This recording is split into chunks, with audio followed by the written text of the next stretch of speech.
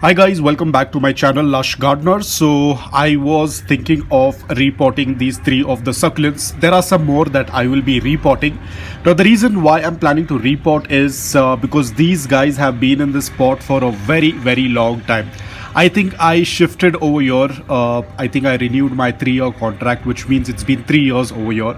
So in that house it was probably 1 or maybe 2 years. So let's say in general 3 to 4 years they have been in the same pot, no soil change, no fertilizers, nothing.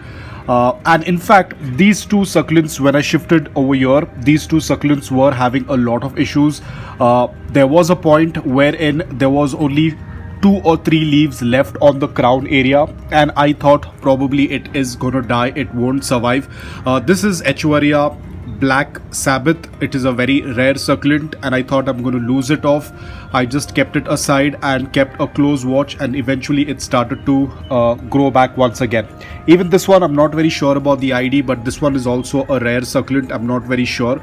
And you can see they are not in the best condition. I mean, they have started to put out new growth, but I'm not very happy.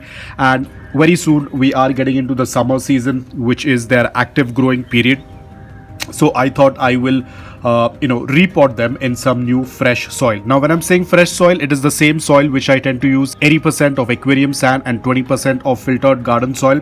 I will also use the same soil from this pot as well, but I will filter it once again, because I think that when last time 3 or 4 years back when I had done the filtration, probably the filtration was not up to the mark, so I will filter it once again. But anyways, you can see the soil is still very loose. It's very porous. There are some small rocks in that, which I will also clean off, and I will repot it. So I will first take them out from the pot. I will check if there are any bugs, which I don't think there are going to be any bugs on it, because I don't see anything on the succulent, but we'll also check the roots as well.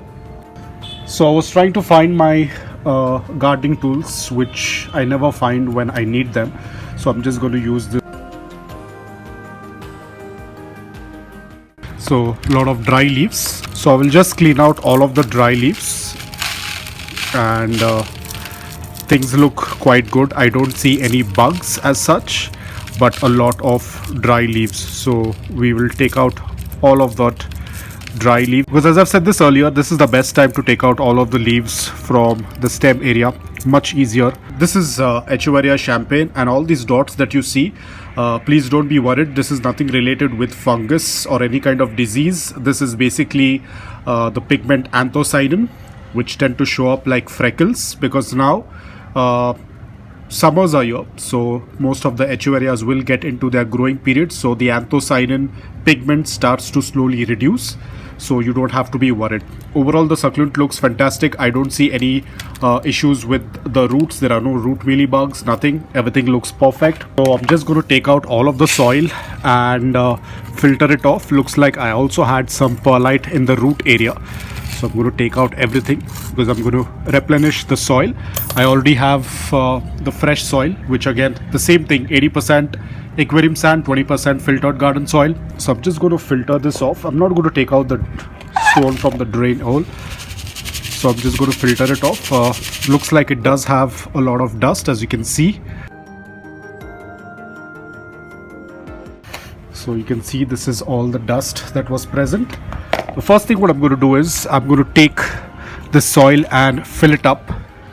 So I'm going to fill it half with the new soil, and I'm going to place the succulent in between.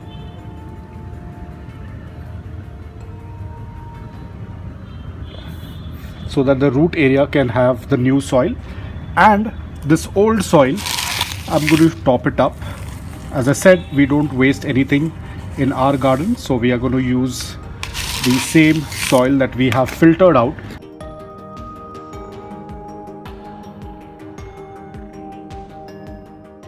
Because the soil is very gritty, and we have also put in a lot of efforts to make this soil as well, so nothing goes to waste. And that's about it.